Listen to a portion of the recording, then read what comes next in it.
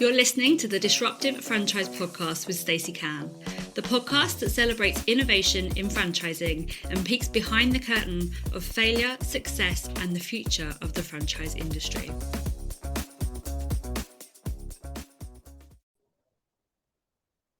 Hello, everybody. Welcome to this episode of the Disruptive Franchise Podcast. My guest today is the wonderful Anne-Marie Martin from Diddy Dance. Hello. Hi there.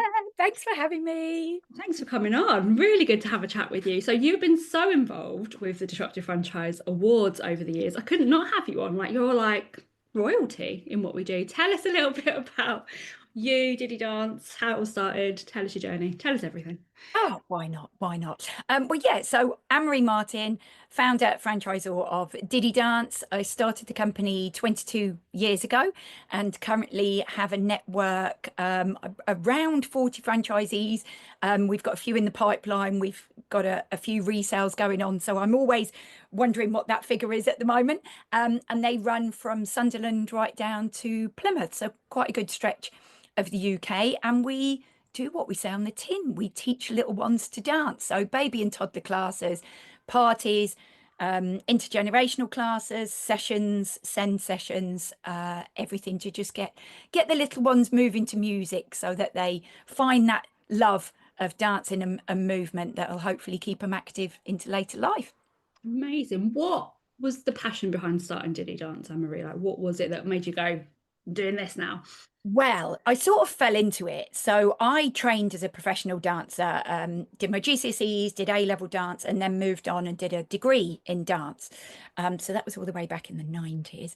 And when I graduated, I was lucky enough to go straight into performing. So I did jobs all around the world, did a cruise ship, but then I joined a contemporary dance company for over a year based at the Royal Opera House, pop videos, Brit Awards, Top of the Pops, loads of amazing opportunities and work that I got to do. But in between the life of a jobbing dancer, I found that I really loved teaching. My dissertation was in dance movement therapy and dance in special educational needs. And so I knew that dance and movement could make a difference to all children. But what I hadn't ever done was work with under fives. So I'd never worked in the preschool market. So I taught adults. I was teaching all different ages. I taught for Stagecoach. I taught for Theatre Train. I taught for various different dance schools. And then I also was doing some promotional work, hospitality work in between dancing jobs.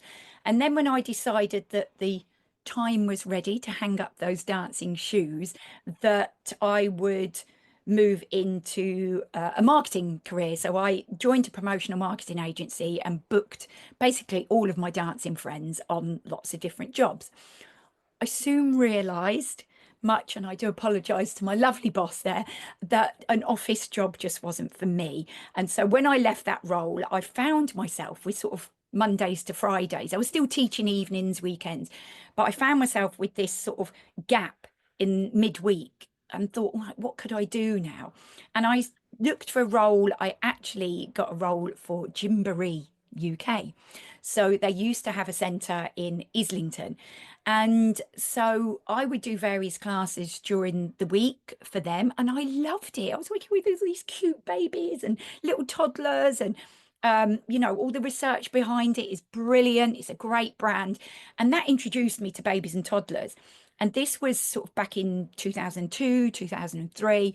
And it was there that a load of the grown-ups coming to those classes, we'd chat and they knew I used to dance. And they were like, well, actually, we've been looking for a dance class for our little ones.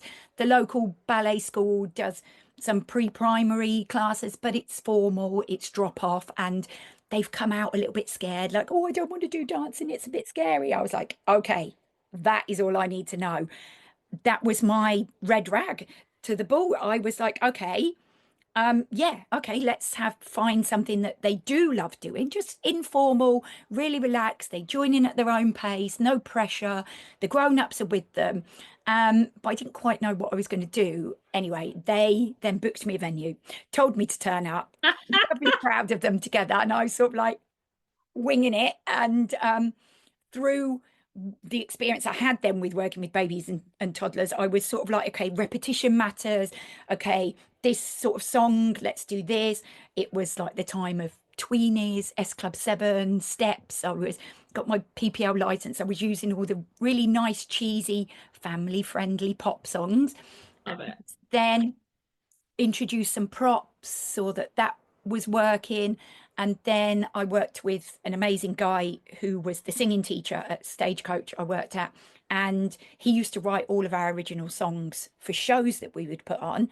I said, okay, I'm looking for some original music. The charts, after a year or two, the charts started changing, and it was very rare that you could get clean It music. went very R&B, didn't it, towards that time that you're talking about? A bit heavy. I just feel like radio edits were very rare, and the even if it wasn't, bad language, the connotations around it I felt wasn't comfortable using for little ones.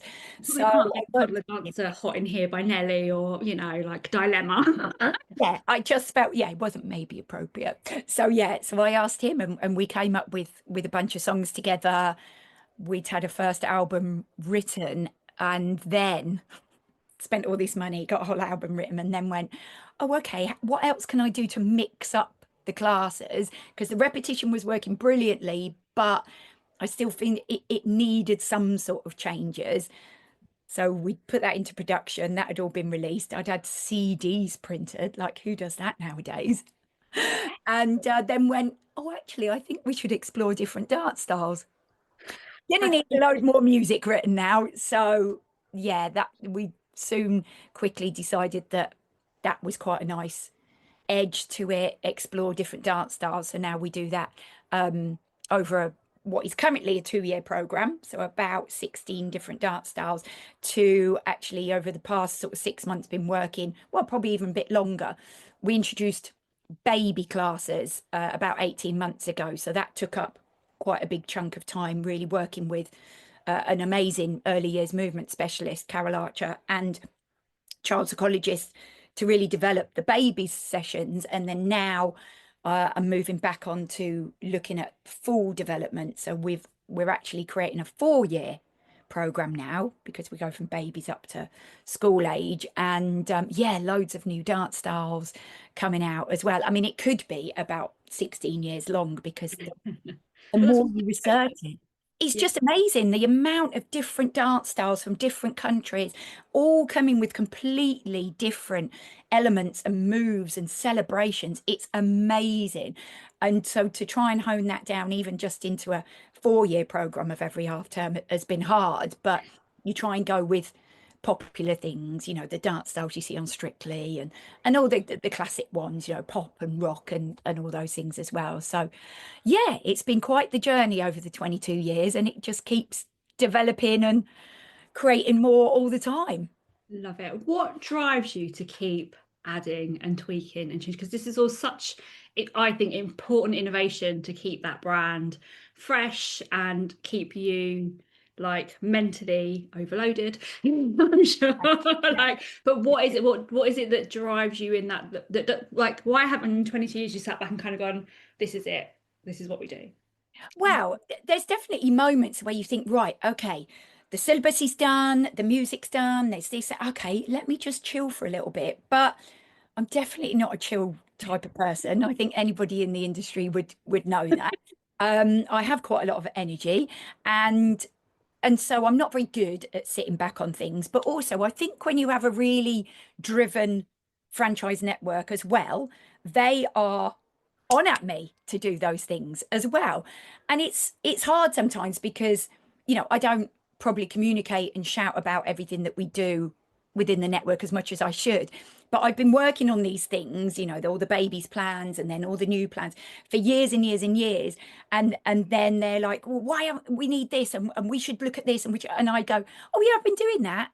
Oh, but then how would you know that? Because I've not told you. So I try and get on with things, and my brain is always going, and I'm always trying to do loads and loads of things. I'm just probably not the best at going, hey everyone, look at what I am We're doing doing now. this now. Yeah. Yeah. And yeah, so it's a combination of me not being able to sit back and do that, but also having a really great driven network that are pushing for those things as well. I love that. I really do. And like, I think with franchise, the perception of franchise definitely is compliance. And what I loved about taking over the disruptive and being a part of for years, like the Disruptive Franchise Awards, is it's about celebrating all of these innovations that happen. And I Mm. think what people kind of overlook in franchise is that if you don't innovate, you're stuck. You stay where you are. You don't, nothing changes unless we change it. But I think the perception is very much compliance. Franchisees must comply. We want people to do as they're told. Whereas actually, I don't get that from you at all.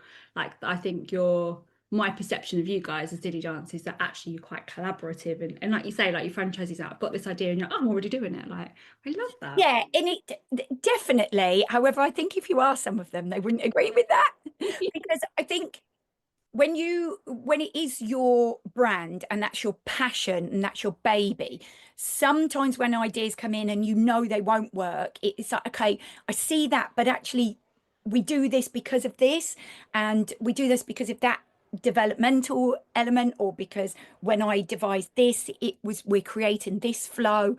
And so sometimes when things come in, or sometimes even when I just go, oh yeah, I have been working on that, it's not always plain sailing. I have had plenty of comments of like, oh, well, I wish we could mention a bit more like that. But, you always say, oh, I've already done it. Or, so actually, I think, and again, trying to work on my communication skills, I've had plenty of comments that I'm quite defensive about it. I would like to think I'm passionate about the brand and making sure that things make sense to the flow and the ethos of what we deliver. It'd be great to branch out and do lots of other things and this and that, but actually let's keep to our niche. We're not looking at now branching out into like sensory classes or branching out into making it theatrical and drama based, or introducing singing to it or anything like that. I've always wanted to keep it movement and dance at the core.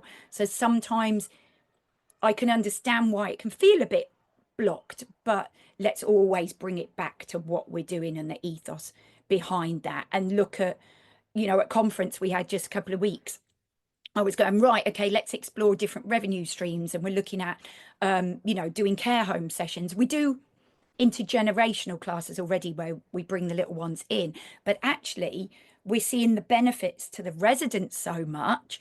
And one of the franchisees has got a fitness for the older generation qualification as well. And so I'm working with her.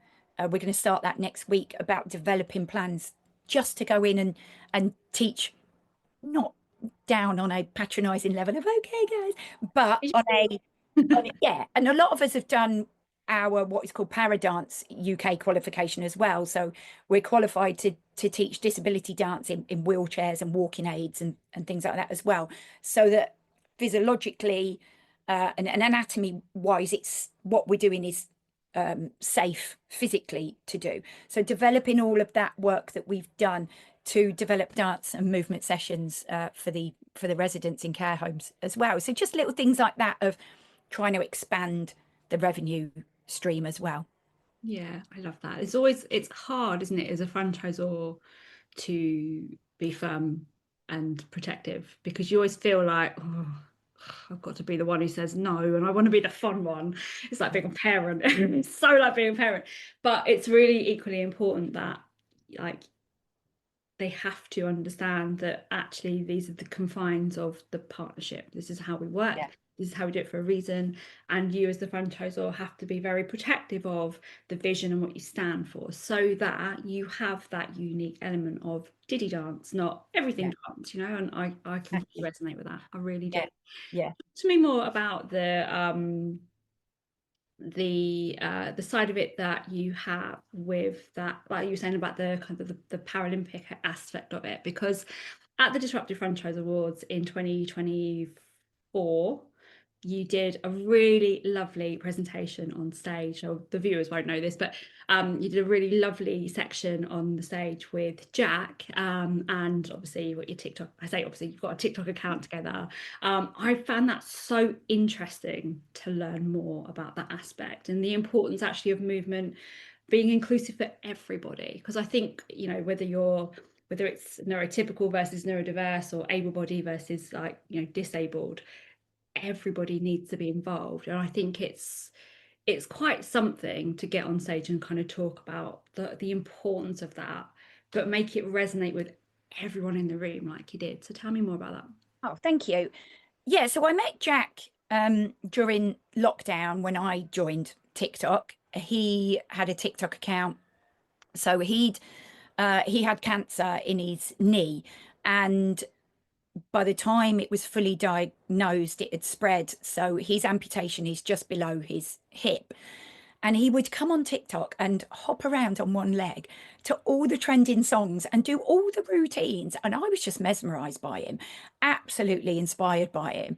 And as I say, I did my disability dance at Paradance UK qualification back in 2014, I think it was. So I've always been passionate about dance for everyone. And yes, in our classes, we have a mixture of children that all come. We lead the classes and all children join in at their own level.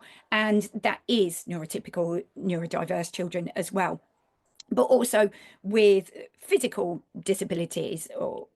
So I've always been passionate about that and being inclusive. And I used to work for various different councils and do lots of send sessions back in the early days as well.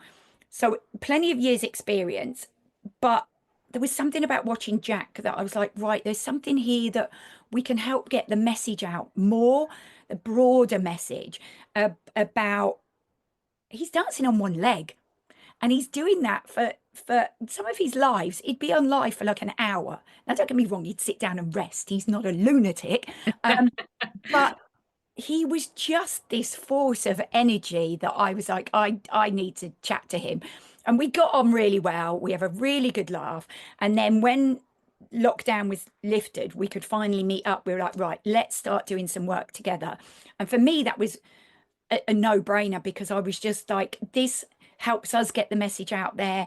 But what we were finding, he was doing lots of dance lives from quite an entertaining point of view. People would just be mesmerized watching his lives. It's incredible. I love watching him. Unbelievable. And then I started doing, when we were in like the third or fourth lockdown, I started doing a load of dance live from this room on TikTok because I was like, I need to move.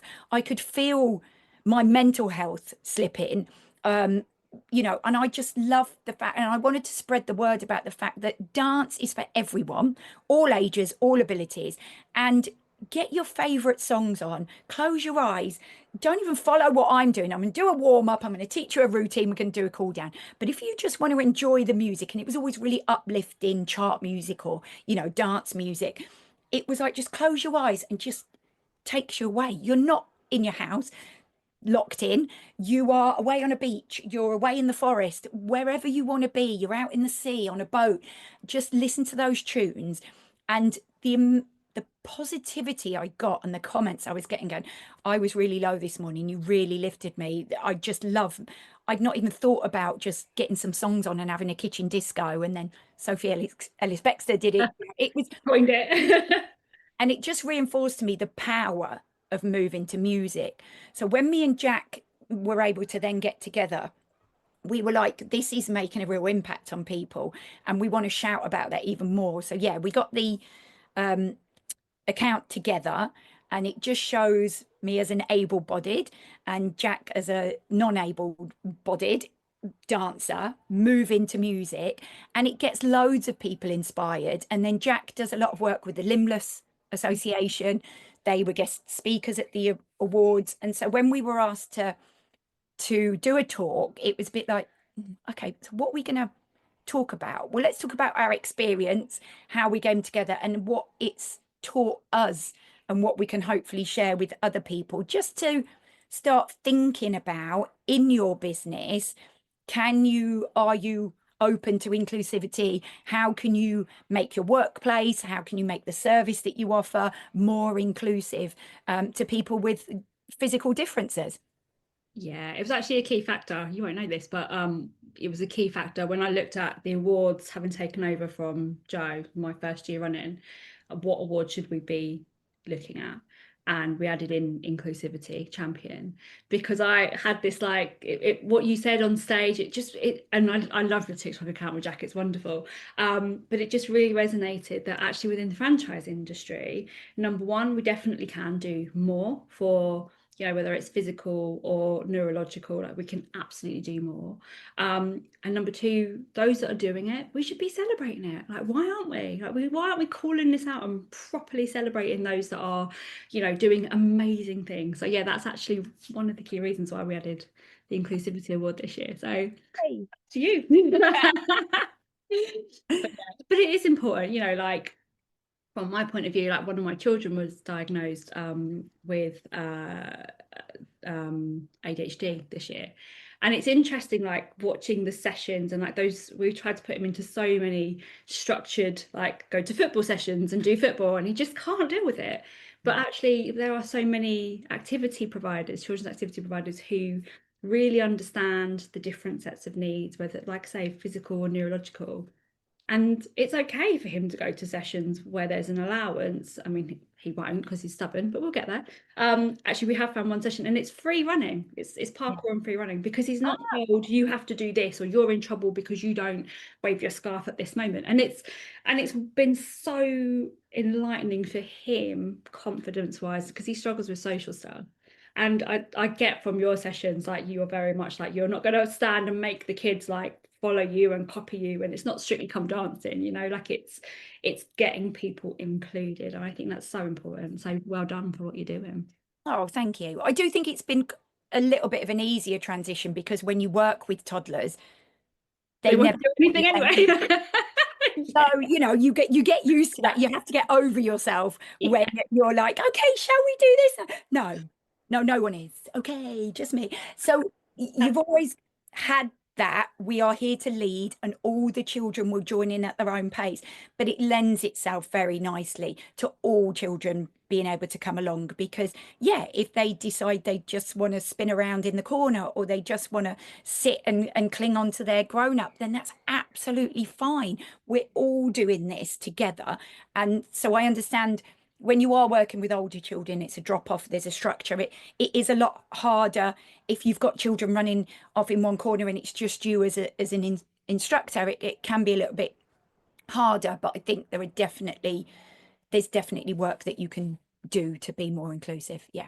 yeah, I completely agree. Changing the topic a little bit, you do a huge amount within the franchise community. So you're obviously EWIF ambassador, you're on chairs and boards of things that I probably don't even know about. Like you are super like ingrained in the industry, which I love.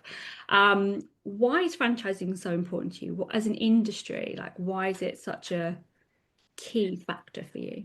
Because I just think there's so many misconceptions around it. I, back in 2006, I think it was, so I've been running the business a couple of years, and I knew it was popular. Every part of London I was going into, it was popular. So I thought I need to expand. I've taken on teachers. They're teaching for me here, there, and everywhere. That's still working, taking me out of the equation. Oh, dagger to the heart, but I got over it. Gosh, I thought, no, it's all me. It's all me. they Um, won't like me anymore. Yeah. Feed me. Um, I just thought, how can I expand this, but keep the ethos of what I've developed and created that I'm so passionate about? And that's when I heard about franchising. So my amazing franchise consultant, Clive Sawyer, he helped me franchise the business. And I was like, wow, this is a great concept. They are buying this ready-made business in a box with all the tools they need, but they still have that autonomy that it's their own business. They can still make a lot of decisions themselves, but they're just getting guidance and help and that hand to hold as they grow. And so we'd developed all of that. And then I'd go along to a franchise show, or I'd go along to, a business show, and you talk about franchising. It was like this dirty word of, oh yeah, well, we don't look at that because it's just like a pyramid scheme, isn't it? Like, what? What do you mean it's a pyramid scheme? So then when I heard about the BFA and the British Franchise Association, I was like, oh, okay, this is great because we're shouting about this a bit more. We can all do a lot more about it. But I get involved with all of these different things because I just want us to spread the word on that business format franchising is ethical. I'm not saying everyone is, but it The is. model, the model is. Absolutely. The model is. And any ethical franchisor will be ready to say, I'm really sorry, I just don't feel this is the right fit for you. Not great, give me your money, see you later. So I just, I'm passionate about that because I want more people to be aware of the fact that this is a great way to own in your own business. Yeah, I completely agree with that.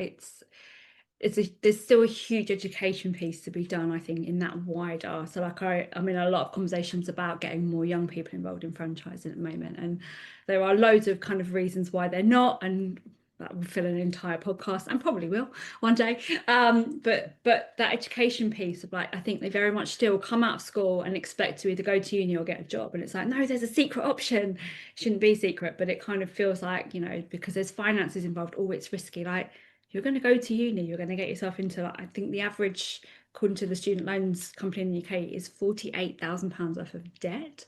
Yeah. You could buy like a £7,000 to £10,000 franchise and make money off of it, but it's like it's still a little bit hidden. So yeah, there's always going to be more that we can Yeah, do. 100%. I completely agree with you. There is this like notion of education where actually it is ethical. There are structures, you know, you are protected. There are franchise agreements that are so fat. One Yeah. of the clauses, you know, and I think that actually like it's it's never a job that we're going to finish. So yeah, it's great that No. you've done all of those boards, Oh, particularly within children's activity, I think as well, because we've seen huge growth. I mean, I've been in franchising a mere 10 years. I think this is my 11th year. But the growth within children's activity just in that time has been phenomenal because it's such a, just a great way, isn't it, for children's activities, just like your journey. Like, so this is popular. Like, how am I going to manage all of this and build yeah. a business in a box? Like, I just think, yeah, I can see that. I can see why it's exploded in the way that it has. But more, Yeah, I think the sector, the kids' activity sector is exploding. Um, Quite saturated, it is quite an overwhelming sector to be in now, but I just think it's a great sector as well. And, it's a really nice collaborative sector. Again, I'm really passionate about children's activities, but I'm passionate about making sure that we're all working with children to the highest standards and making sure that we are delivering things correctly and safely and with the right training behind us. yeah, 100%. I think in that within that saturation, one of the areas of innovation that is going to become even more important is that emotional connection that you build with your potential franchisees. Because from a franchisee point of view now, they come into this market, and I think a lot of in lifestyle, a lot of franchisees don't know that they're going to buy a franchise. Do that? You must get this at Diddy Dance, like at Daisy First Aid.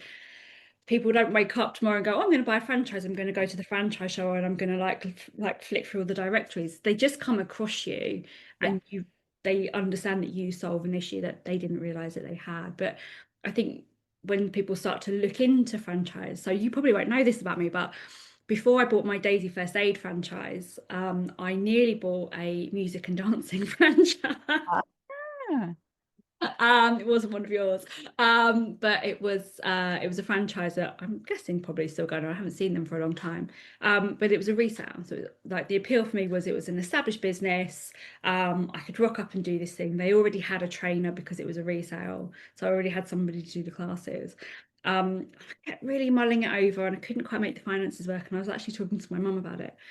And she went, yeah, but say she can't sing. I was like, harsh. yeah, that's harsh, but it's fair actually. I could probably sing some nursery rhymes and be all right. I love the dance aspect of it. That's why I'll always get involved in your TikTok because I like dance.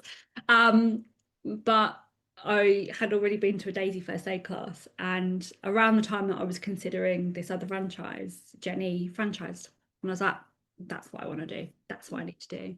But I didn't wake up and go, I'm going to buy a franchise. I left corporate under a bit of a cloud and took my tribunal money and invested in myself. But I think the thing that kind of tipped me into Daisy, that's what I want to do, is because I had an emotional connection with the franchisor because I'd done one of her classes. Yeah, And I think that like an area for franchisors to be super um swatting up on, I guess, getting hotter at, is that kind of personal connection. And I think this is something you do really well through your TikTok account, because you're Oh, not trying to sell to people. We'll put the link in the show notes, but you're not trying to sell to people. You're just putting your personality out there, and it's really clear to see like that you're a warm person, that actually, you know, like whether you're my cup of tea or not, like can we work together in a partnership? And I think that the way that you approach that content and have built that huge audience is wonderful. I think we need more of that in the industry. oh, thank you. That means a lot because, yeah, I think it is about that. One, you've got to be passionate about what you're doing. If you're not so comfortable with the singing, then maybe a music one isn't ideal. But and for me, I'm exactly the same. If you come to me and you're not passionate about dancing or moving, I'm not, not all our franchisees are dancers. You don't need a dance qualification or to be a great dancer. We're teaching stamping and clapping. Even the style dances that we do, they are at toddler level. I'm looking for people who are passionate about working with under fives and about getting them physically active, and yes, love moving to music. So I think you've got to be passionate about the franchise that you're looking to buy into. But yes, you definitely have to have a rapport with the franchisor and the rest of the team.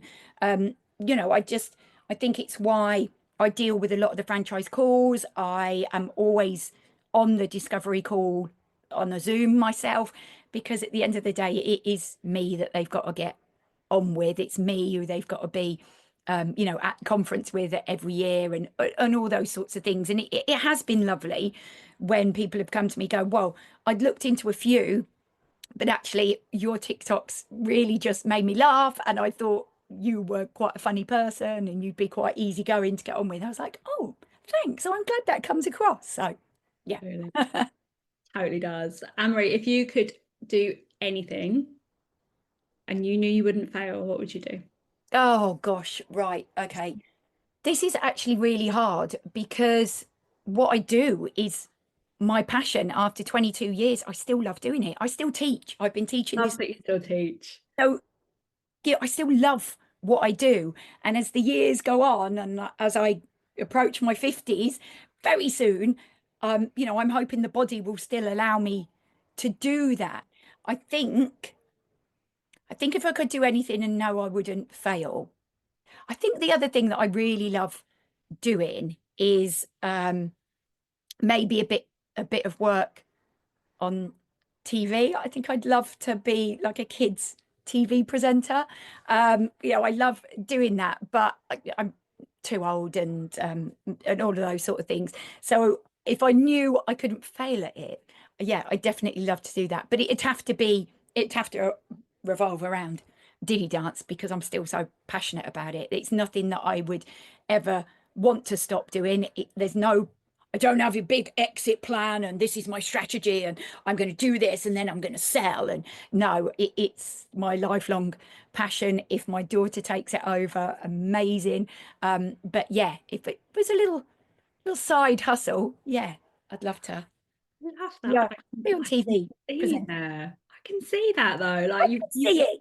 sparkle. Like, yeah, come, let's get you an agent. Like, let's do it. Like, I can see like Yeah, airbrush me a bit more. It might work. camera it will be kinder. It's fine. But you've got nothing to worry about. You look blooming amazing. Well, at least when you're on a TV screen, you don't have the harsh reality of toddlers actually going to you, why is your hair white?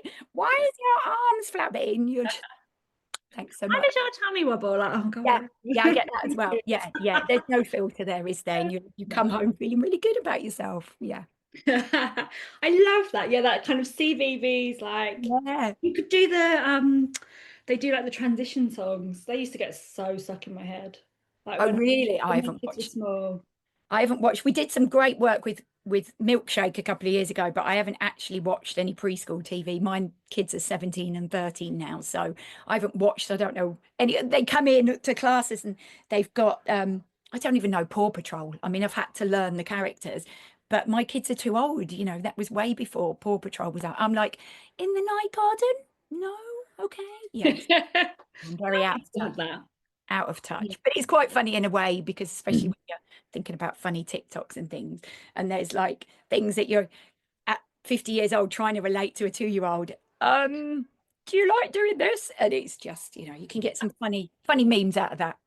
Definitely. I think that's why you do so well, because you do kind of put that point of view back on, and probably things that have really shaped you during that day. Like if you're in the mood to do the TikToks, and it's just like this happened. I do that from like, or from a business point of view. If I've had a conversation with a client and they've asked a question, I'll go on and I'll talk about like the answer to the question. But you've got such a better angle. Not better, not better, just a little bit funnier, maybe a bit more savage. Yeah. Much more entertaining. For sure. I can see you on TV. Yeah, why not? Like, Yeah. loads of Anyone channels. out there, let me know. Yeah. Direct all inquiries. How can we get in touch with you, Anne-Marie, on a serious note? Like, if anyone's like watching this, like, I have to speak to Anne-Marie. Like, I love Diddy Dance. How do they find you? So I'm on all social media platforms. So I've got at original Diddy Dancer, Diddi, Instagram and TikTok. You can contact us through Diddy Dance Crew on Instagram as well, or just Diddy Dance on any Facebook page, or literally info@diddydance.com. Send me an email directly. Keep it simple, like it. And Marie, I've loved chatting to you. We could probably chat all day. I've absolutely loved it. Thank you so much for being on the podcast. We'll put all of the links in the show notes so that you can go and click those quite easily. Thank you very much. No, thanks for having me. Thank you. Pleasure.